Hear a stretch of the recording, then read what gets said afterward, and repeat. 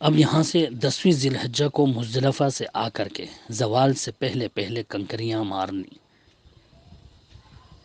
اور زوال سے پہلے پہلے جب کنکریاں مار لیں، اور وہ بھی صرف بڑے شیطان کو، جمرہ عقبہ میں آ کر کے 7 کنکریاں مار لی ہیں، یہ ہو گیا۔ اب 11ویں 12ویں اور 13ویں تاریخ کو زوال کے بعد نماز ظہر سے پہلے یا نماز ظہر کے بعد جب چاہیں، تینوں میناروں پر جا کر، تینوں شیطانوں کی طرف جا کر کے 7 کنکریاں مارنی چاہیے۔ جمرہ اولا یہ پہلا مینارہ ہے، جس کو پہلا شیطان بھی کہا جاتا ہے، یہ مسجد خیف کی طرف، بازار کی طرف ہے۔ 11 تاریخ کو اسی سے کنکریاں مارنی شروع کرنا چاہیے۔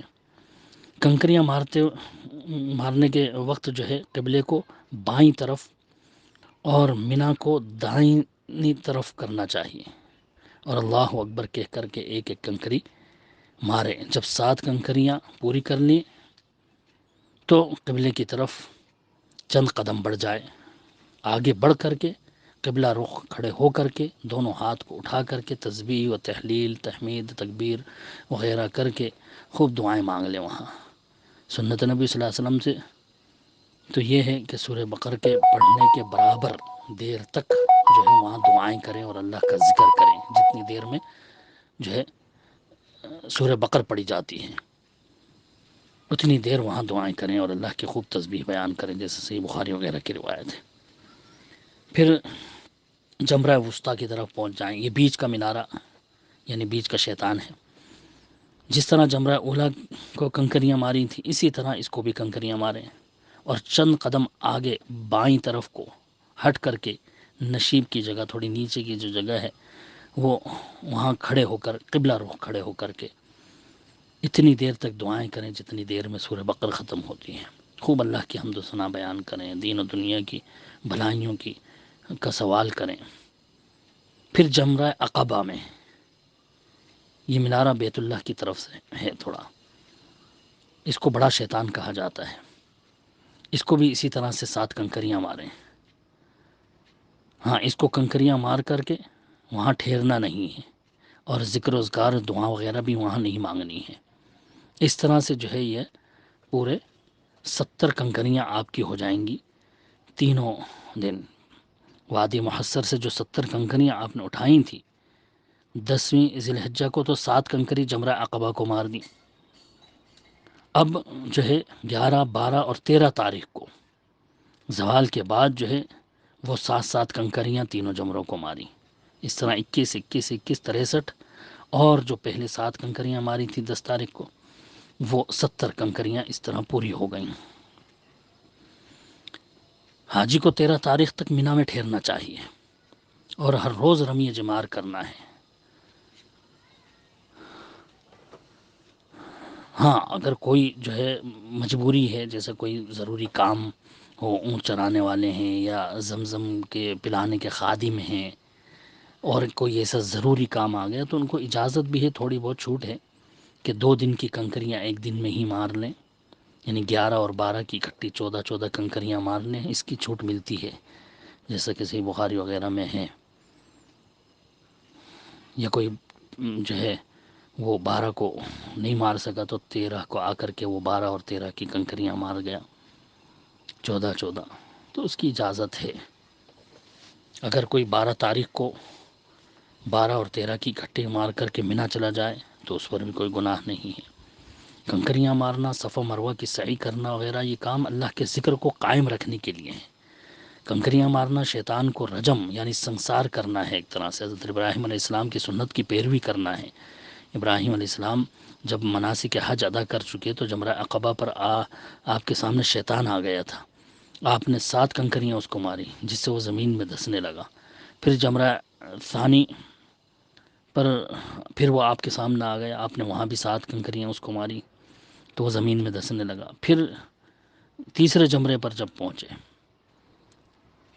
تو اس وقت بھی جو ہے وہ حضرت ابراہیم علیہ السلام کے سامنے آیا تو وہاں پر بھی 7 کنکریاں ماری جس سے وہ زمین میں دھس گیا۔ تو کنکریاں مارنے سے جو ہے یہ جو بڑے گناہ ہوتے ہیں، مہلکات جن کو ہلاک کرنے والے گناہ، کنکریاں مارنے کی وجہ سے جو ہے کبیرہ گناہ معاف ہو جاتا ہے وہاں. اور کنکریاں مارنے والے کی یہ قیامت کے روز یہ کنکریاں جو ہے وہ روشن ہوں گی، روشنی کا سبب ہوں گی، اور جو کنکریاں اللہ تعالیٰ کی جناب میں قبول ہو گئیں وہ اٹھا لی جاتی ہیں وہاں سے، ورنہ وہاں تو کنکریوں کا پہاڑ بن جاتا، ڈھیر بن جاتا. بہرحال حاجی 13 تاریخ کو کنکریاں مار کر مینا سے شہر بیت الحرام میں آئے گا اور چلنے کی تیاری کرے گا. رسول اللہ صلی اللہ علیہ وسلم کا ارشاد ہے کہ جب حاجی حج سے فارغ ہو جائے تو گھر واپس آنے میں جلدی کرے، اور اس کے لیے اجر عظیم کا باعث ہے. نیز حج کے بعد مہاجر کو جو ہے وہ 3 دن سے زیادہ ٹھہرنا منع ہے. اگر کوئی مہاجر ہے جس نے ہجرت کر لی تھی، وہاں سے چلا گیا تھا، تو اس کے لیے تو 3 دن سے زیادہ وہاں ٹھہرنا ہی نہیں ہے. باقی لوگ جتنا جلدی ہو سکے وہاں سے حج سے فارغ ہو کر کے ان کو گھر واپسی کی تیاری کر لینا چاہیے. اگر کوئی 12 تاریخ کو ہی نکلنا چاہے تو وہ جو ہے نکل سکتا ہے 12 اور 13 کی کنکریاں ایک ساتھ مار کر کے مینا سے.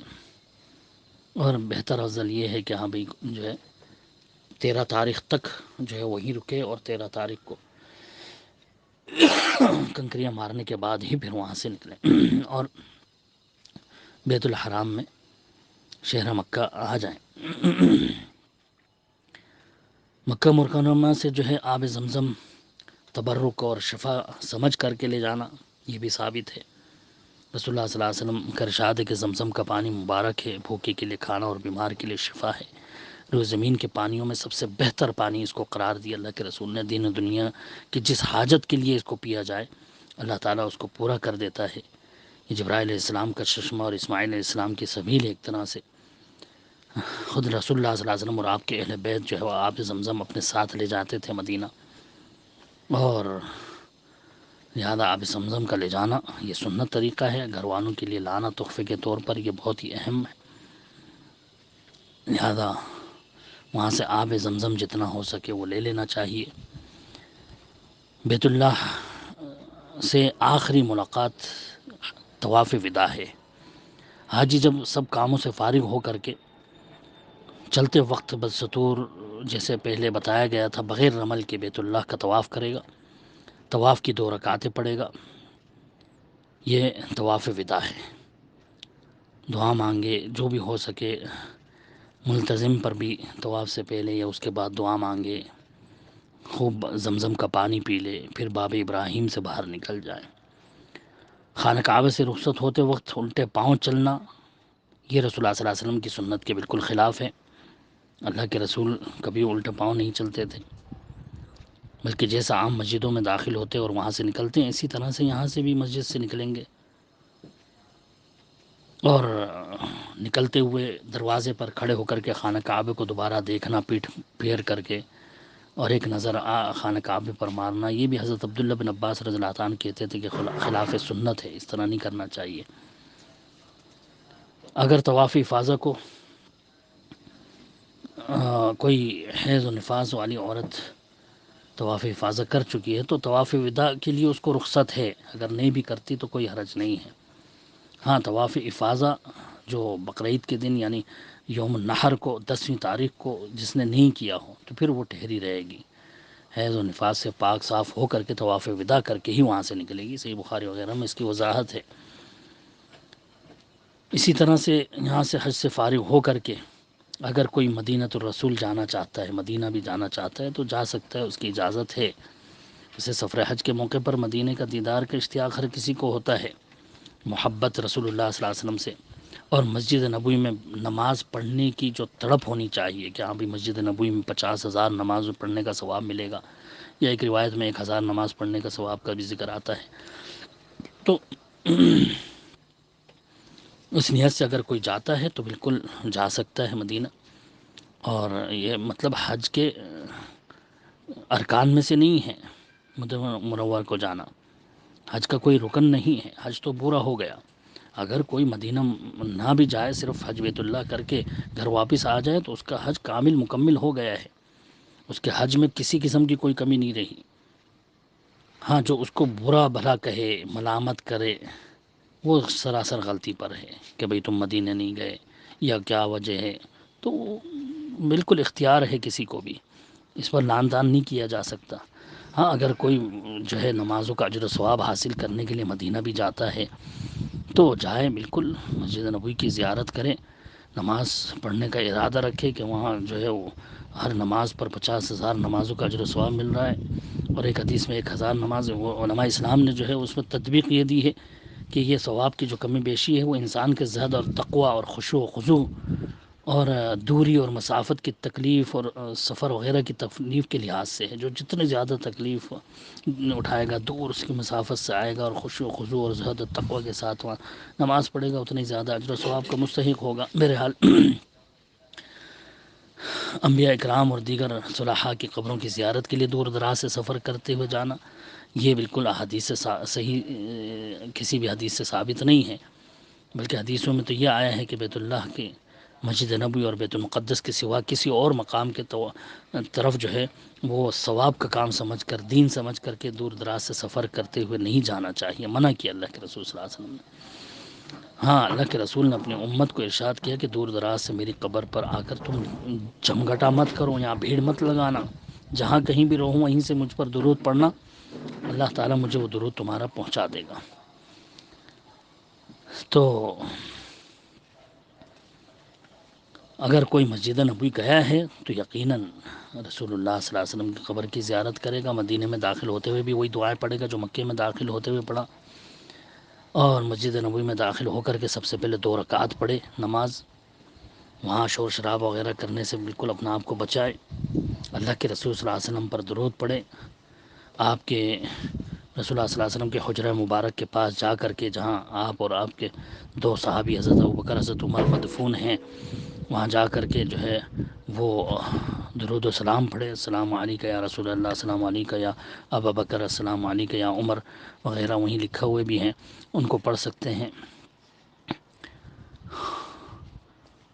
اور 40 نمازیں کم از کم وہاں پڑھنا چاہیے، جو مدینے جائے 8 دن تو وہاں رکے تاکہ 5 وقت باجماعت پڑھ کر کے 40 نمازیں مکمل کریں۔ رسول اللہ صلی اللہ علیہ وسلم کا ارشاد ہے کہ جو شخص میری مسجد میں متواتر 40 نمازیں باجماعت ادا کر لے، اللہ تعالیٰ اس کو دوزخ کے عذاب سے، آخرت کے عذاب سے محفوظ کر دیتا ہے اور نفاق سے دور کر دیتا ہے، نفاق اس کا ختم کر دیتا ہے اللہ تعالیٰ۔ تو یہ بڑی فضیلت والا عمل ہے۔ اسی طرح سے ریاض الجنہ جو جنت کا باغیچہ ہے، اللہ کے رسول صلی اللہ علیہ وسلم کے حجرہ مبارک سے لے کر کے آپ کے منبر کے درمیان کا جو حصہ ہے اس کو ریاض الجنہ کہا جاتا ہے۔ تو اس کے جو درمیان والی جگہ ہے، اللہ کے رسول صلی اللہ علیہ وسلم نے فرمایا کہ منبر سے لے کر کے حجرے تک کی جگہ جو ہے جنت کے باغیچوں میں سے ایک باغیچہ ہے۔ آپ کا یہ منبر قیامت کے روز حوض کوثر پر ہوگا، تو وہاں 2 رکعت خاص طور سے پڑھ لیں تو بڑی فضیلت والا عمل ہے۔ اس طرح کوئی مسجد قباء جانا چاہے، مسجد قباء میں بھی 2 رکعت جا کر کے پڑھ لیں، یہ بھی سنت پر عمل ہو جائے گا، سنت سے ثابت ہے۔ اللہ کے رسول صلی اللہ علیہ وسلم جایا کرتے تھے اور وہاں جو ہے نماز پڑھا کرتے تھے۔ اسی طرح جنت البقیع جو مدینہ کا قبرستان ہے، بڑے بڑے جلیل القدر صحابہ اکرام، اہل بیت، تابعین مدفون ہیں وہاں پر۔ اللہ کے رسول صلی اللہ علیہ وسلم نے فرمایا قیامت کے دن 70,000 لوگ وہاں سے ایسے اٹھیں گے جن کے چہرے جو ہے وہ 14ویں کی رات کی طرح سے چمکتے ہوئے ہوں گے، اور بغیر حساب و کتاب کے وہ جنت میں داخل ہوں گے۔ لہذا جنت البقیع بھی جانا چاہیے۔ اللہ کے رسول صلی اللہ علیہ وسلم اکثر دن میں یا رات میں اس جنت البقیع میں جاتے تھے اور وہاں پر جا کر کے ان کے لیے دعائیں مغفرت کیا کرتے تھے۔ اسی طرح سے اگر کوئی جانا چاہے تو شہدائے احد کے قبروں پر بھی جائے، وہاں ان کے لیے بھی دعا کرے۔ احد پہاڑ کے تعلق سے اللہ کے رسول صلی اللہ علیہ وسلم نے فرمایا یہ ہم سے محبت کرتا ہے اور ہم اس سے محبت کرتے ہیں، تو وہاں بھی جانا چاہیے، اس کو دیکھنا چاہیے۔ لیکن قبرستانوں میں جا کر کے ہر طرح کی بدعت اور شرکیاں کاموں سے جو ہے بچتے ہوئے صرف دعا کریں جو اللہ کے رسول صلی اللہ علیہ وسلم نے سکھایا کہ السلام علیکم اہل الدیار من المؤمنین والمسلمین وانا ان شاء اللہ بکم لاحقون نسأل اللہ لنا ولکم العافیہ۔ صحیح مسلم کی روایت ہے کہ قبرستان جانے پر یہ جو ہے دعا پڑھی جائے، خاص طور سے اہل بقیع کے لیے۔ جب جنت البقیع میں جائیں تو وہاں السلام علیکم دار قوم مؤمنین آتاکم ما توعدون غدا مؤجلون وإنا ان شاء اللہ بکم لاحقون اللہم اغفر لأہل البقیع الغرقد۔ صحیح مسلم کی روایت میں ہے کہ یہ دعا وہاں پڑھنی چاہیے جنت البقیع میں، بقیع قبرستان جا کر کے۔ تو اسی طرح سے مدینے سے جو ہے وہ وہاں کی کوئی چیز تبرکن لانا، کھجوریں وہاں کی، اور جیسے مکے سے آب زمزم لیا، اسی طرح سے یہاں کی اگر کھجوریں لے لی جائیں تو اس میں کوئی حرج نہیں ہے۔ لیکن اس کے علاوہ جو لوگ عموماً طرح طرح کی چیزیں لے لیتے ہیں، رومال، تسبیح اور چنے وغیرہ وہاں کے، اور تبرکن اس کو لا کر کے وہ مریم پنجے وغیرہ لا کر جو ہے رکھتے ہیں، بڑے سنبھال کر کے اس کی تعظیم کرتے ہیں، وہ سب بدعت ہے، اس سے بچنا چاہیے۔ ہاں وہاں کی جو خاص تحفہ ہوتا ہے وہ یا تو کھجوریں ہیں، وہاں کی عجوہ کھجور، جس کے تعلق سے اللہ کے رسول صلی اللہ علیہ وسلم نے فرمایا کہ جنت کے میووں میں سے ایک میوہ عجوہ کھجور ہے۔ سے بخاری کی روایت میں آتا ہے کہ زہر کے دور کرنے کے لیے اس سے بہتر کوئی چیز نہیں ہے۔ جو 7 عدد نہار منہ اس کو کھا لے، عجوہ کھجور کو، شام تک کسی قسم کے زہر کا اس پر اثر نہیں ہوگا، اور جو شام کو کھا لے صبح تک کسی قسم کے زہر کا اس پر اثر نہیں ہوگا۔ ایک روایت میں جادو کا بھی ذکر آتا ہے کہ جادو اس پر نہیں ہوتا۔ بہرحال اللہ تعالیٰ نے بڑی برکت دی عجوہ کھجور میں، اس کا گھر والوں کے لیے لانے کے لیے بہترین تحفہ ہے وہاں سے۔ اسی طرح رخصت کے وقت 2 رکعت مسجد میں جا کر کے نماز پڑھ لینا چاہیے، اس کے بعد پھر وہاں سے رخصت ہونا چاہیے۔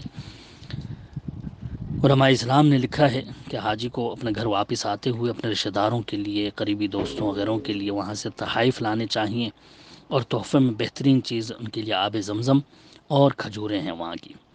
یہ بہترین عمدہ تحفہ ہے، بلکہ کچھ علماء نے یہاں تک لکھا ہے کہ وہاں کی سوغات اگر لانے کی طاقت نہ ہو تو کم از کم وہاں کی کچھ خوبصورت پتھر اٹھا لیں، جس سے بچوں کو لا کر کے بہلا دیں اور ان کو خوش کر دیں۔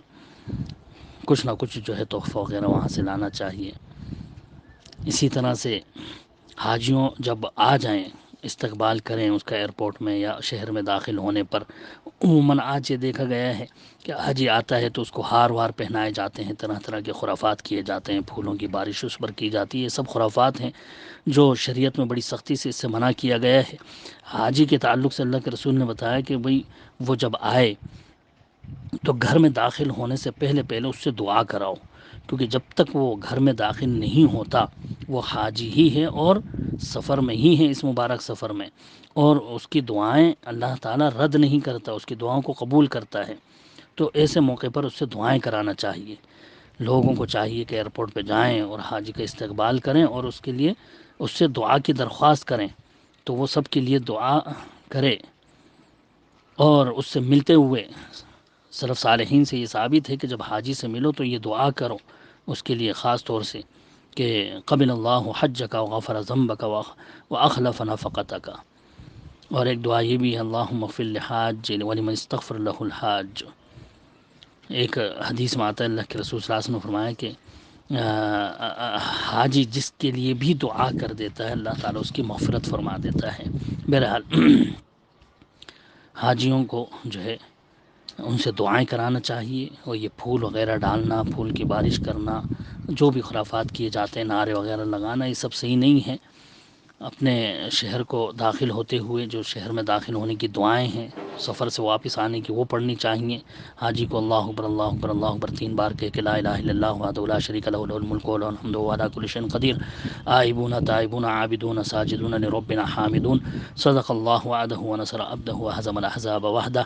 یہ دعا پڑھ لینی چاہیے، اور سب سے پہلے آ کر کے پہلے مسجد کے اندر اپنے محلے کی مسجد میں پہلے 2 رکعت پڑھے، اس کے بعد گھر جائے حاجی۔ یہ سنت طریقہ ہے کہ پہلے مسجد میں آ کر کے پھر 2 رکعت پڑھ کر کے گھر جائے، اور اپنے اہل و عیال بیوی بچوں کو دیکھے تو یہ دعا پڑھے اوبن الی ربنا توبا لا یقادر علینا حوبا۔ مستدرک حاکم میں روایت ہے کہ گھر والوں کو دیکھ کر کے یہ دعا پڑھنا چاہیے۔ حاجی گھر میں داخل ہوتے وقت خاص طور سے جو گھر کے داخل کی دعا ہی وہ پڑھنا چاہیے۔ ہاں حاجی خوشی میں اگر دعوت کرتا ہے تو بالکل دعوت کرنے کی اجازت ہے، ابو داؤد وغیرہ میں ہے کہ اونٹ یا گائے ذبح کر کے کوئی خوشی میں کہ اللہ تعالیٰ نے خیر و عافیت کے ساتھ واپس لے آیا ہے اور حج مکمل ہو گیا ہے، اس خوشی میں اگر کوئی دعوت کھلاتا ہے تو بالکل اپنے قریبی رشتہ داروں کو، اپنے محلے والوں کو دعوت کھلا سکتا ہے۔ باقی اس کے علاوہ جو کام کیے جاتے ہیں، جو آج رسوم بن چکے ہیں، اللہ تعالیٰ ان سے بچائے، ان سے بچنا چاہیے۔